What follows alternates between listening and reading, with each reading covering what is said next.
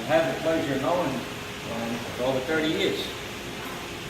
And I followed his career, which was very amazing. Becoming an attorney, with law enforcement at a very high level. So I'm a firm believer also that whenever somebody says to me, you know, what's your goal? My goal is to never give up. And that's why I like this guy. You know? What's nice about our country is as a democracy, we have a right to choose. We have a right to choose in almost every area. I'm a firm believer, and I was always an underdog, always. And I told my children the same thing, you just don't give up, you know? And I give you a lot of credit for that.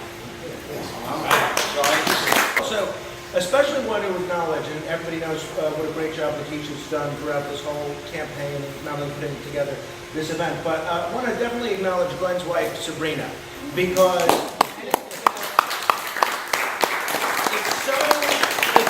when you're in politics or in the public eye in general, when you're the person that's being attacked, it's okay because you get to attack back once in a while. You know, when you're the wife or the husband of somebody that's being attacked, you have to sit there and just be so incredibly frustrated as people say things about someone you love that you know aren't true. So I want to thank Sabrina for her patience and for just being such a Let me just tell you why I've really come to admire Glenn. Like a lot of people in this room, I've known Glenn for a long time. Anybody that's followed anything that's happened on Staten Island, whether it's law enforcement, the legal community, politics, you can't help but know Glenn. And you can't help, by the way, knowing his track record of success in many, many insurmountable odds. So, but I have, throughout the course of this campaign, seen something from Glenn that I don't know that I've ever seen anyone in politics do before. He told the truth, right? So, Glenn Yost, I've been involved in minor party politics for a long time, as I know Jim Molinaro has and John Mulia has. And basically, when you interview candidates who are seeking a minor party line in New York, it's almost the exact same script all the time. Hey, if you lose your party's primary, are you going to continue to run as our party's candidate? 100% of them always say, absolutely, I'm going to run forever, and you better believe it. Then, every single one of them goes on a 3-month vacation, from the end of the primary to election day. And if Glenn would have chosen to do that, people would have understood. Because this takes work. It takes time. This is time that you could be spending earning a living or being with your family. But Glenn, one, proved that he's a man of his word. And two, because there'd be no election without him. He's the only other choice on the ballot other than the Republican candidate. He has enough respect for the voters to say, you know what? The voters actually deserve a choice in this election. So the Reform Party, those of us in the Reform Party were wise enough to do what those of you in the Republican Party weren't and nominate Glenn Yost as our candidate. I hope everybody will be working for Glenn between now and Election Day. And by voting for Glenn on the reform line and by getting others to do the same thing, you're really sending a message with your vote. You're saying Albany is really screwed up and we need to do something to fix it. And Glenn Yost, because he's been a cop, he's been an attorney, he's worked in a state senate office, he knows the ins and outs, he knows what needs to be done. Now, why does Albany need reforming? We all see the big items on the front pages of the tabloid of the governor trying to let cop killers free so that they can go vote for him. Those get a lot of attention. But a story that didn't get a lot of attention is, yesterday, an 80-year-old Republican assemblyman was arrested and charged with bribery. He didn't just take a bribe for $10,000 to introduce legislation, but we found out that this bribe came about because another assemblyman said to a lobbyist, hey, I bet you we can get him to do it. That is the current state of affairs in Albany. Lobbyists working with assembly members to bribe other assembly members. That is disgusting. If that's not a wake-up call, well, why do we need to vote for Glenn Yost? last month, the next month. I know that you had a lot more shoe leather on those shoes a couple of months ago, and we're gonna do away until you have no soles left and it's just holes in those shoes. I'm in politics 56 years, or 57 years, give or take a few months. And I've loved every minute of it. Loved every minute of it. I saw what it could do, and it's because of the dedication that people have. It's very, very seldom when you get a person like this gentleman here with the dedication and the commitment. I want to thank you for doing what you're doing, and don't take it up. Because if you're running, knowing you can't win, then it's in your blood. And you can do what you do. We'll see you again. We'll see you again. And hopefully, have a victory. Thank you. Thanks. Let's hear it for him. I want to thank Jules Nasso. Please give him a round of applause.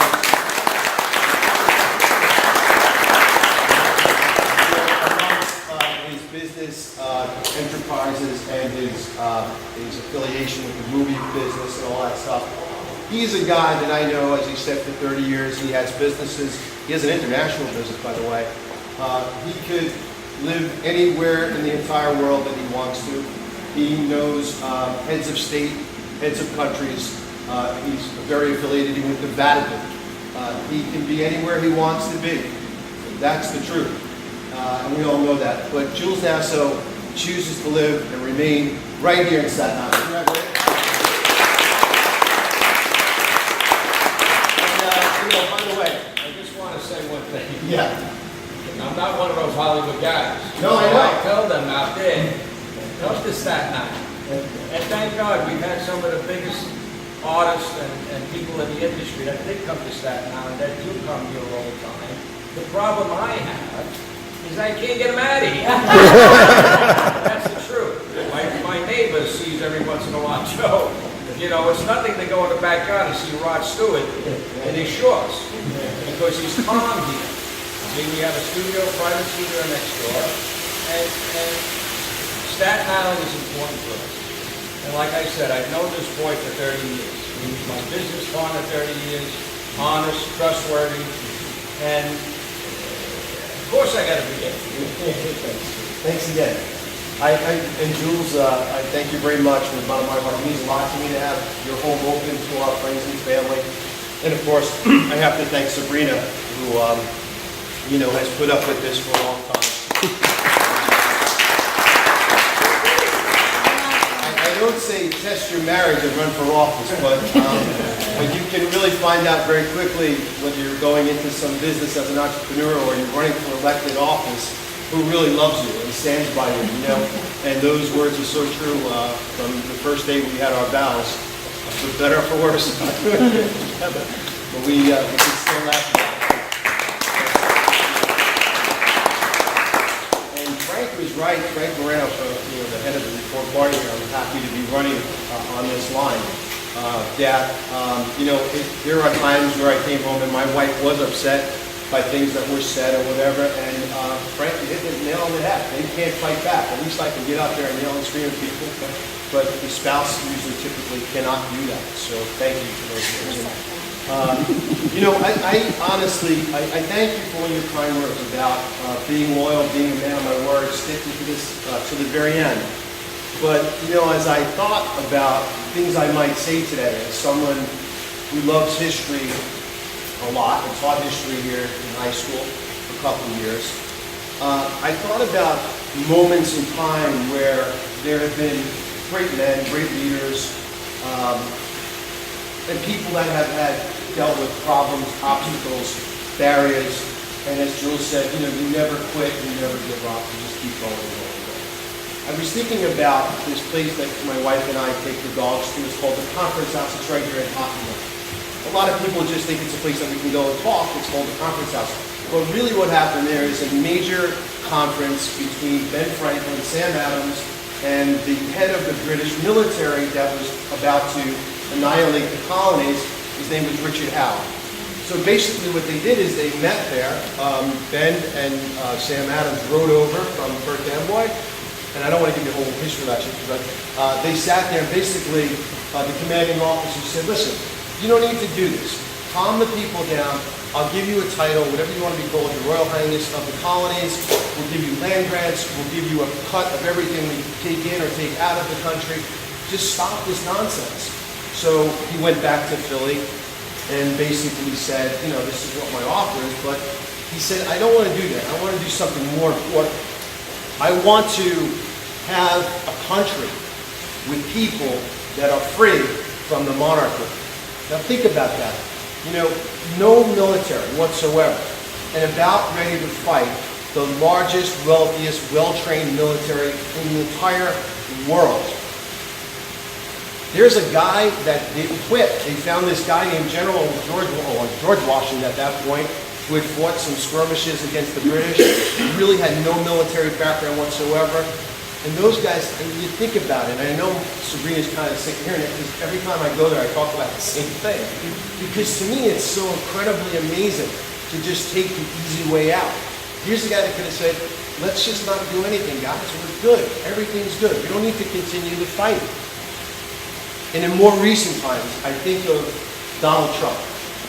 He had the media who was against him, mocked him, hated him, despised him, because they were getting in the way of Hillary Clinton's plan that she had been planning this out, her presidency, first female, whatever, for 20 years. How dare Donald Trump get involved in this? So here's a guy without party backing, without spending any real money whatsoever. I think he's outspent like 8-1. And no publicity, nobody talking to him. But I remember, and you probably do too, when he was out in these little towns, it was the people that were so inspiring during those like rallies that he had, right? And you could see it. And I would always say, I think I was one of the only ones in my family say, that guy's going to be the president of the United States.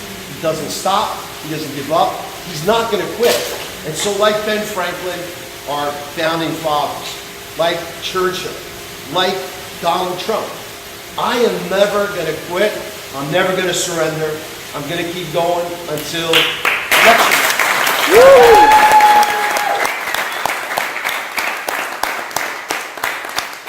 And it's true. You know, when Donald Trump ran, they said you're never going to win. You're out of your mind. But think of this. There are about 35,000 Republicans registered in this district, about 27,000 Democrats. There's no Democrat that they can vote for. So if they like me, they should come on the Reform Party. And there are, oddly enough, which I didn't know embarrassingly, I have to admit, 17,000 people who call themselves blanks. That means they are not affiliated with the Democratic Party nor the Republican Party. Not to mention there are people that are feeling disenfranchised by both parties. So, you know, when people say to me, and I've met people on the campaign trail and say, you know, we just want to change. So if you really want to change and you want to talk about exposing Albany for what it is, you want somebody who's going to be independent, who's going to be honest, who's going to be there for these people, for our people, for this district, fighting for you all the time, as I have done almost my entire life.